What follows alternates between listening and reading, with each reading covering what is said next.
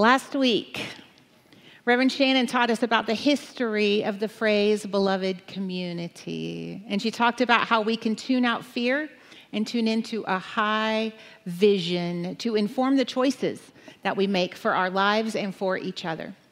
She encouraged us to pray with our feet and to live our values out into the world. And she reminded us that God is change.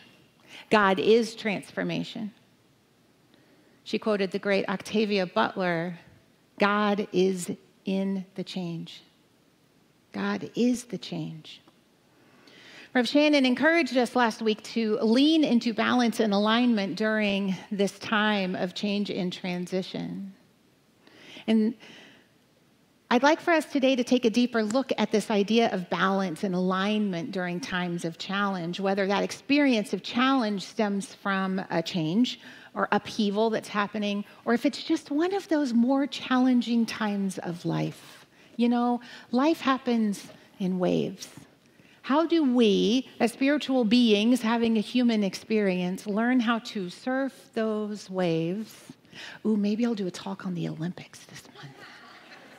How do we learn how to ride that wave of life and stay balanced and do a little good along the way? How do we do that? So, I'm going to tell you a little story. It's not a very interesting one, but I'm going to tell you anyway. I love to travel. I love to be at home. I'm a homebody, and I also love to travel. And Michael and I realized we hadn't been to see his mom in Indiana for a while, so we packed up most of the family and we hopped on an airplane to Chicago. Now, what some of you may not know about my wonderful family is that one of us is a full-time wheelchair user. Our youngest son, Alex, has muscular dystrophy, and he spends his days in a wheelchair. So airplanes are fun. Travel is fun. Faith is like, Mom, when I fly back and forth from school, I get to LAX about half an hour before my flight. We get there 3 hours before our flight. Like, it's a process, okay? And in that process, there are a million decisions moment by moment to be made, right? At what point do we feed him? At what point do we go to the bathroom? Because there ain't no going to the bathroom on the plane. You know, there's a million little decisions. So we got to Michael's mom's house. It was late that night, and I was done. I actually looked at Faith, and I said, my brain feels like a sponge right now. Like, you might say something, but it might just fall through the holes. Or it might retain it and pop back up like 6 months later. I don't know. That's how my brain felt. And at that point, when I was at my most mushy, my most mushiest brainest, then the next round of decisions come. And this is my wonderful, wonderful mother-in-law being the wonderful, loving mother and hostess that she is. Do you need a snack? No. Would you like a glass of wine? No. How about some bedtime ice cream? No. Do you want one of the kids to sleep with you in your room? Absolutely not, Elaine. Well, then where are the kids going to sleep? I don't know. Let's go find the air mattresses. Are there pillows? Are there pillowcases? You see, every single one of those questions was another decision for me to make. It was another opportunity for my already spongy brain.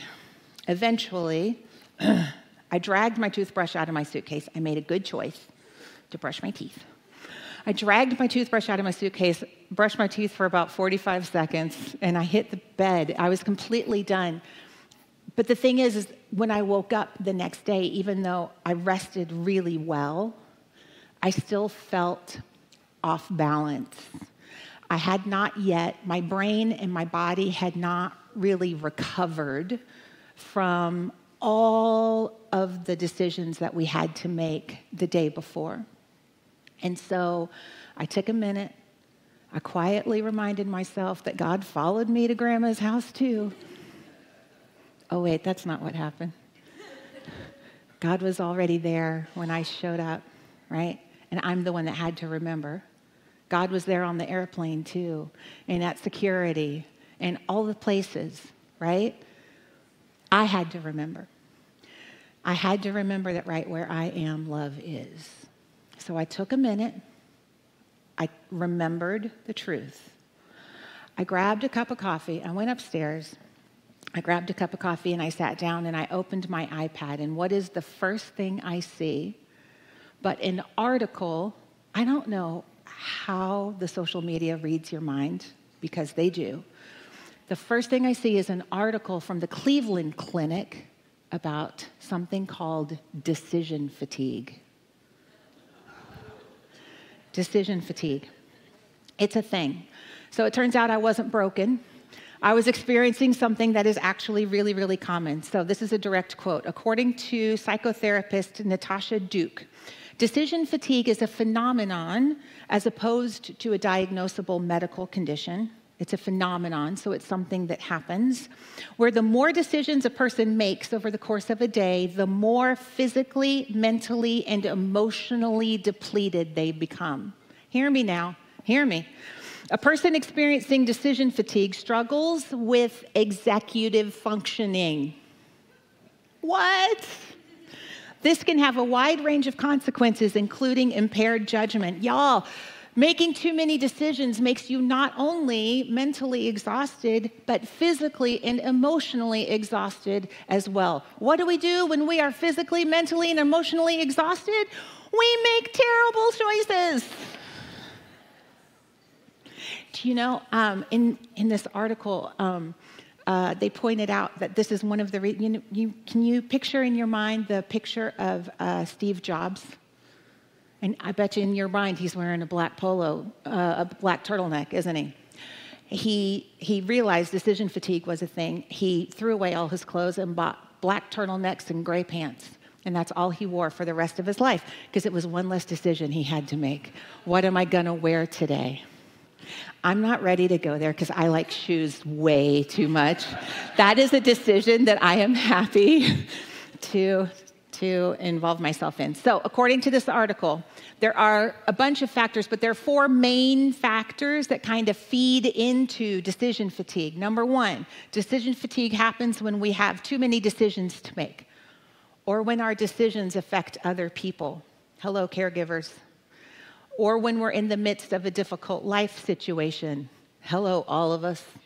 Or when we have perfectionist tendencies, because it makes us overthink every decision.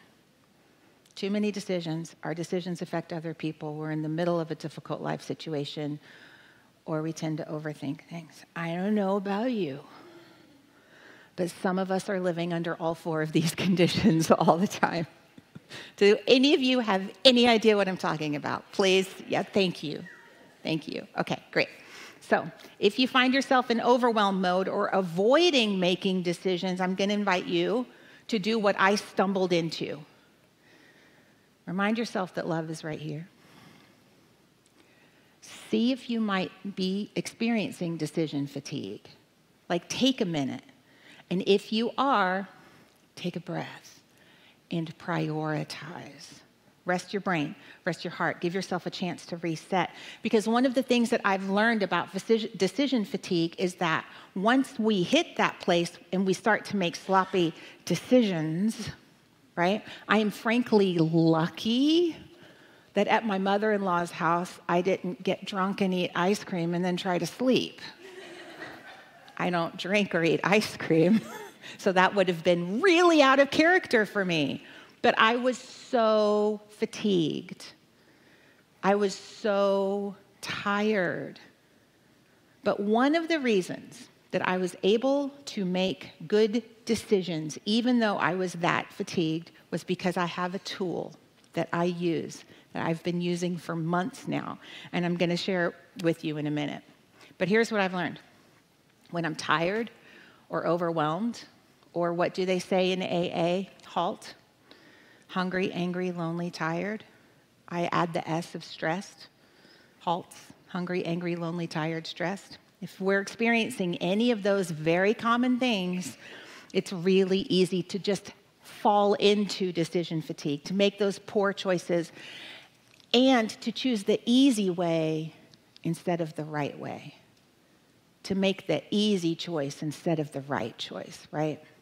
So, as humans, we all share the same basic needs. We need our spiritual practice. We need to be reminded that there is a higher power. We need that. We need to be reminded that we're not alone, right? We need healthy food and exercise and sleep. These are just like basic needs. We need joy. We need to be learning and growing. We need community and we need love. We all have these same needs, all of us, even that other guy. He has these same needs, whoever the other guy is for you, right? All of us. This is the human condition. It's true for all of us. And some of us, we're not taught well how to get these basic needs met in one way or another. Some of us weren't taught how to get our physical needs met. Some of us weren't taught how to get our emotional needs met. Some of us weren't taught how to communicate about our needs. So I wasn't, but I've been learning, and it's getting easier, and it's getting better. And I've learned a few things, and I'm going to share a few of these. So if you are already a champion at getting your needs met, congratulations, I celebrate you. If you aren't, stay with me. But if you are a person who has full access all the time to your body and your heart and your mind, and you are really clear about what you need and how to ask to have your needs met and what happens when other people can't meet your expectations, great. Stay with me, because we're also going to talk about how we meet needs in the world without becoming codependent fixers. So stay with me. Stay with me. In order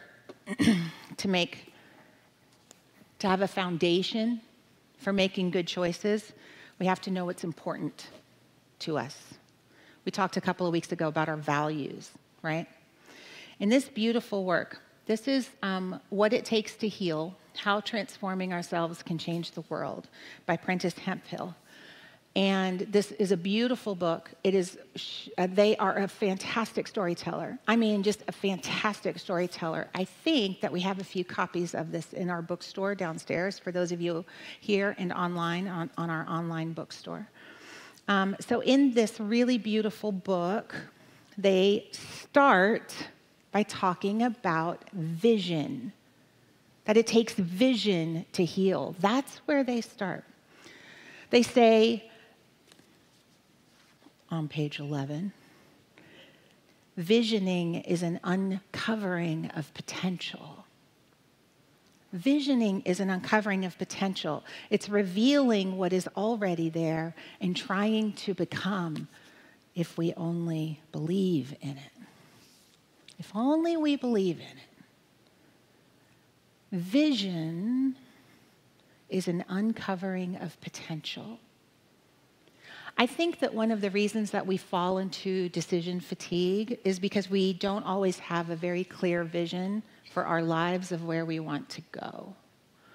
We talk every single Sunday about our vision of a world that works for everyone. How many of us have a vision of a life that works for you? Of a life that works for you, of a world that works for you and everyone. Because what we know is that there's no private good. And so if this world is truly working for you, it's truly working for everyone. But do you know what that looks like? Have you spent time with yourself to see what that might look like? Because quantum physics is teaching us that every point in the universe is loaded with infinite potential. Every point. So no wonder it's hard to make decisions sometimes. We talk all the time about vision. So let's think for just a minute. Let's scroll it back to a vision of a world, of a life that works for you. Back when I was first doing my healing work, I literally felt like the ground that I was standing on was earthquaking below me. And I felt like everything that I thought was true was falling away, and I didn't know what was true yet. But I knew that there were patterns that were harmful to me, that I was letting go.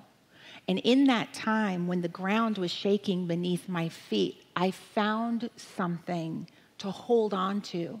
And I could literally see myself when I started to feel off balance. I could see myself holding on. It was like a pole sticking out of the ground. I just had a vision of truth.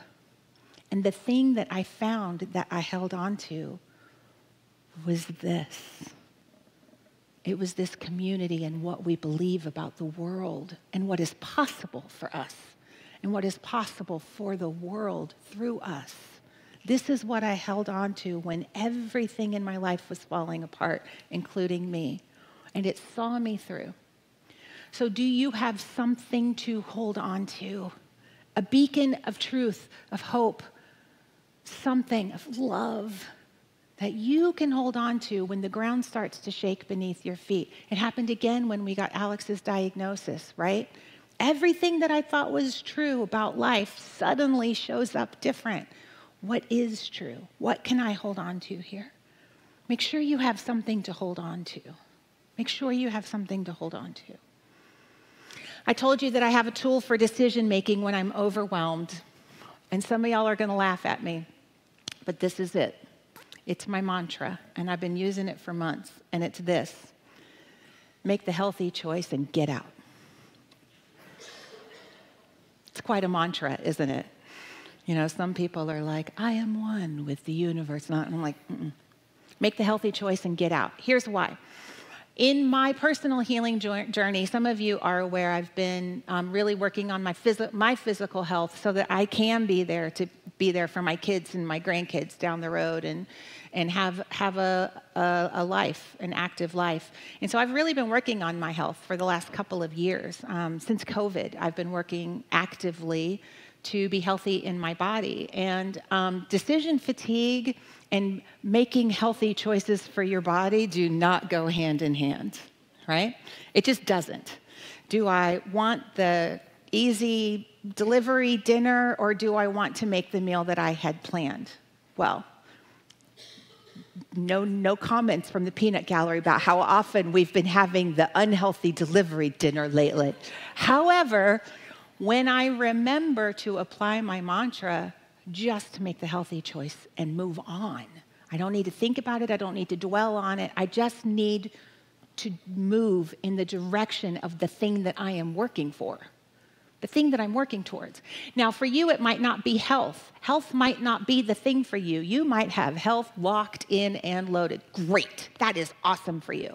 For you, it might be make the more loving choice. Do I say this? Do I not say this? Well, what's more loving?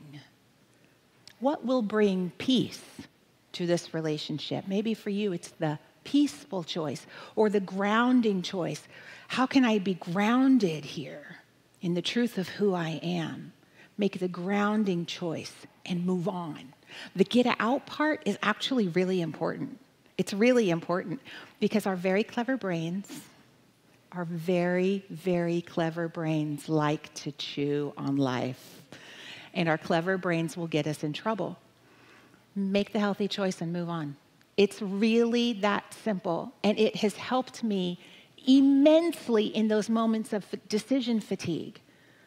When your very sweet mother-in-law wants you to drink wine with her, and that's not a good choice for you, it makes it a lot easier to just say, no thanks. I'll have coffee with you in the morning. And get out and move on. It's really that simple, y'all. So have something that you are visioning towards. Have a greater vision for your life that can help you make those decisions. Make the healthy choice and get the heck out. I have no idea where I am in these notes. All right. One of the biggest obstacles that we find in our quest for getting our needs met is communication, right? It's communication. How do I communicate my needs in a way that doesn't feel self-indulgent or pushy or like I'm making myself more important than you? You know, how do we do that? How we communicate our needs? Here's the thing. If I don't tell somebody, oh, by the way, Elaine, I don't eat flour or sugar, and alcohol is sugar. If I don't tell her that before I go, what's she going to do? She's going to have cookies and wine ready for me when I show up. Right? Because I didn't communicate. I didn't communicate my needs. If I don't tell my boss that my workload is out of control, she can't do anything to help me problem solve my workload, my overwhelm. If I don't tell the kids, Mom needs to sit on the couch and watch the Olympics. I need some time without you.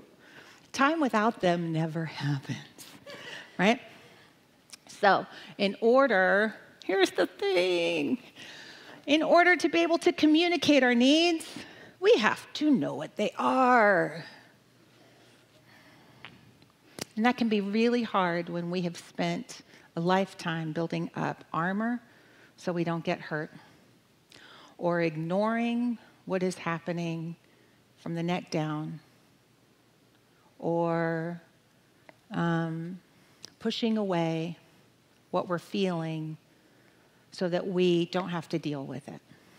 How can we know what our needs meant if we spend our time armoring up and ignoring and withdrawing from our own needs? How can we ask to have our needs met if we don't even know what they are? I have learned that in order to have a life that works for me,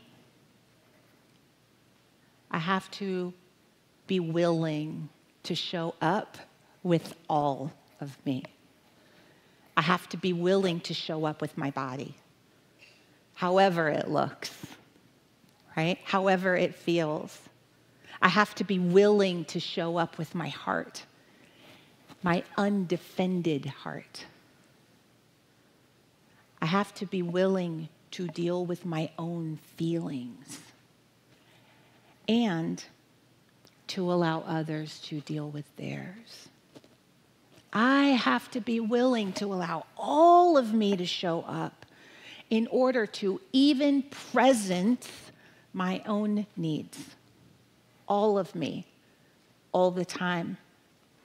And for any of you who have ever been told you're too much, that glorious put down. No. If anything, it's time for us all to show up with all of us, body, mind, and soul. One of the things that gets in the way of this, Lord, this could have been 6 talks, y'all, but it's just one. One of the things that gets in the way of this is shame. I'm just going to say it. Shame says, I'm not enough, I'll never be good enough, so I don't deserve to have my needs met. Ding. Shame.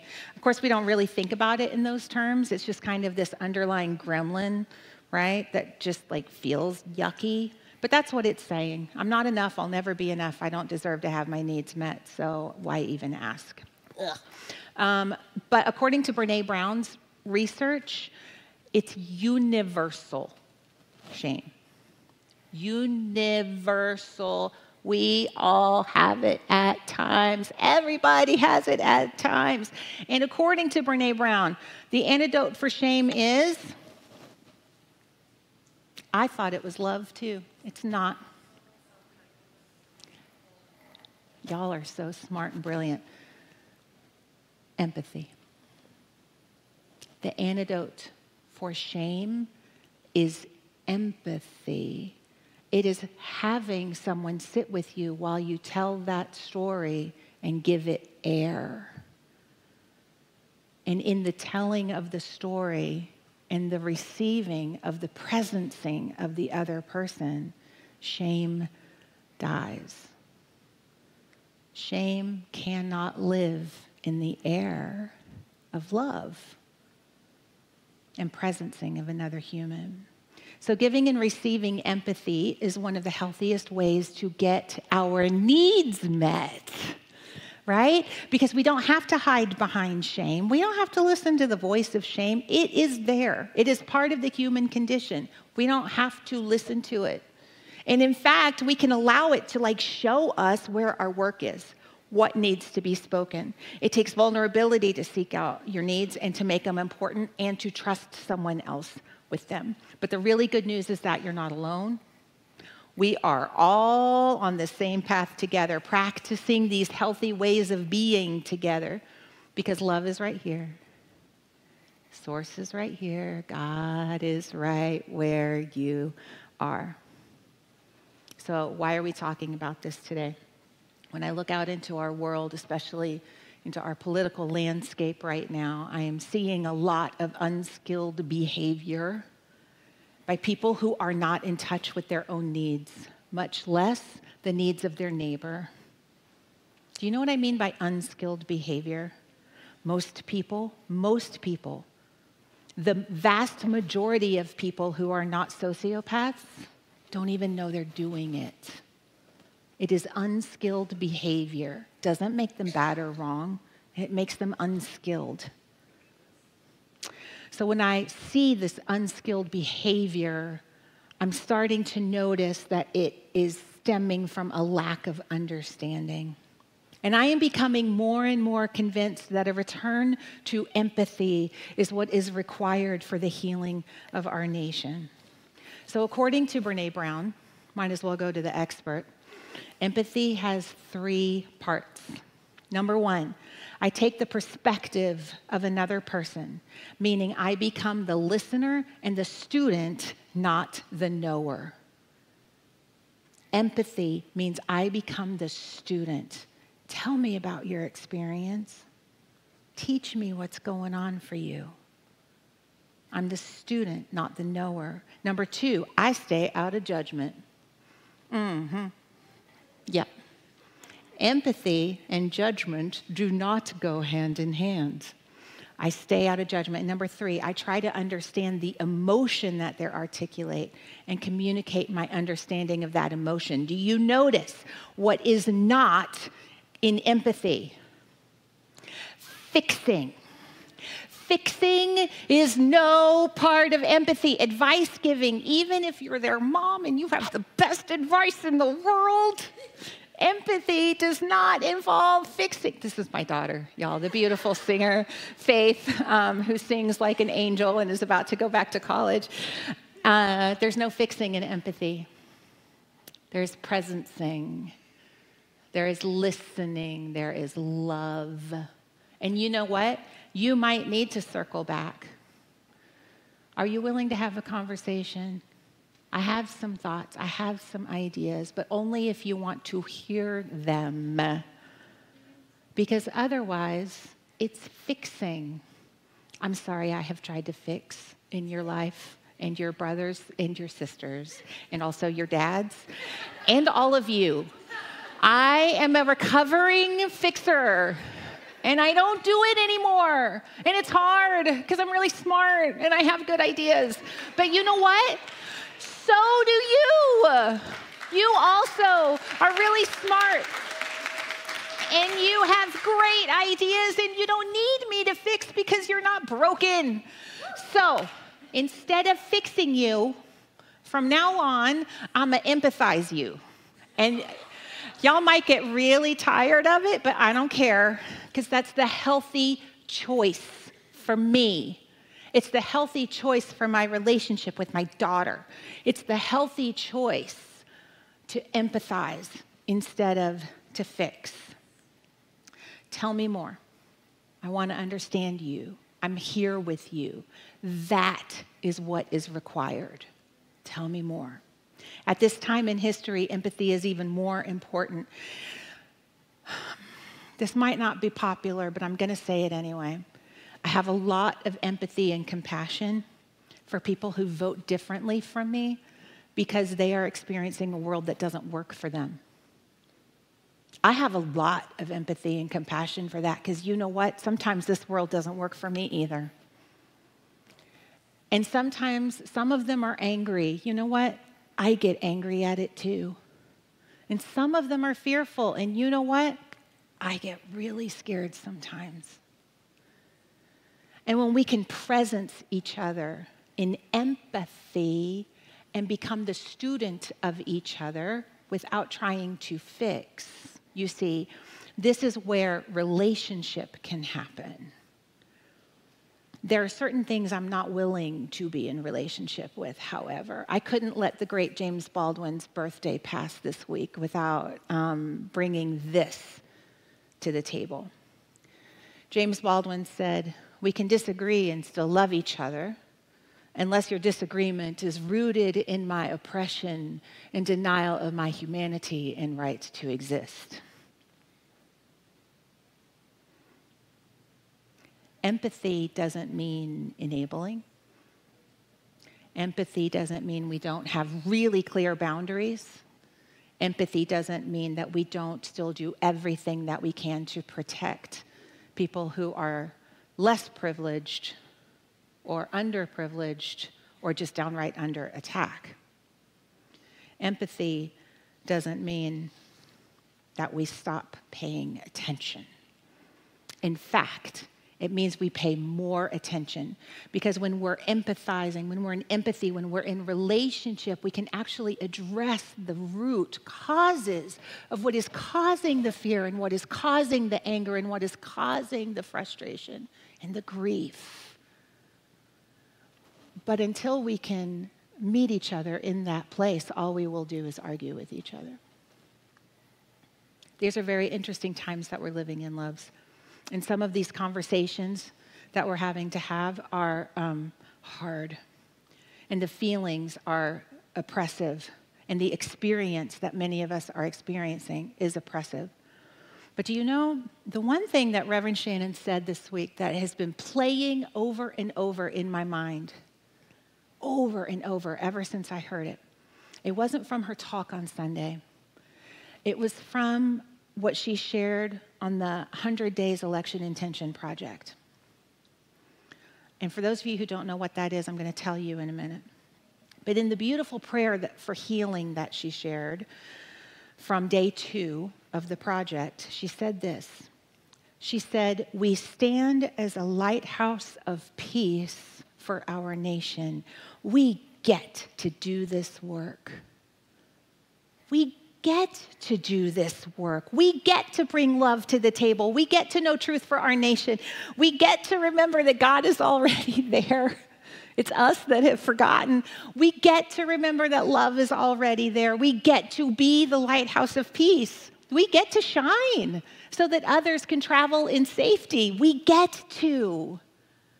These are very interesting times that has felt like a curse. And y'all have heard me say from this stage, do you ever wish you weren't born in interesting times? I no longer do. I now see the privilege of getting to be incarnated on this planet at this time, of getting to do this work together, of shining so that we can create a safe and healthy planet for each other and for our children and the ones that come behind. We get to be loved. What a joy. What a privilege. Choosing this kind of grace like Reverend Shannon did in that recording in the face of these hard conversations is one of the intentions of the 100-Day Project, which was a beautiful, I would say brainchild, but I think it was a heart child of Reverend David Alexander. And I know there were a few glitches at the beginning, but I think for the most part that is all worked out. And you can either go to the website, myelectionintention.com, go to the website, or you can just text JOIN. You can take a picture of this if you want, to 470, that number. Number dyslexia. You don't want to hear me say that number. You can just text JOIN to that number. And if you are having problems, I know it was really glitchy at the beginning. Carol was sharing with me before service that she no longer gets them automatically to her. You can just call that number and hear the messages. You don't have to text JOIN. You can also go to the website and you can see all of the messages. You can re-listen to that beautiful prayer that Reverend Shannon did, or Michael Beckwith, or any of the wonderful 2-minute messages that we're getting every single day. It's a really beautiful thing that we're doing. So I'll share with you that I have a few of them saved in my voicemail, so that if I'm watching the news and I forget, Here's Michael Beckwith reminding me of the truth. Here's David Alexander. Oh, thank you, friend. I had forgotten. So strongly recommend. It's a phenomenal program. So those voices of sanity, because that's what they are. These 100 2-minute messages from ministers and friends and practitioners all across the country. They're 2-minute little moments of sanity, reminding us of the truth of who we are, not only as individuals, but as a nation. These little messages remind me that it's not, in fact, a burden. It's a joy. We get to do this, y'all. We get to do this work together. We get to be the place where God shows up for ourselves and for each other. So let's do that. Let's do that this week.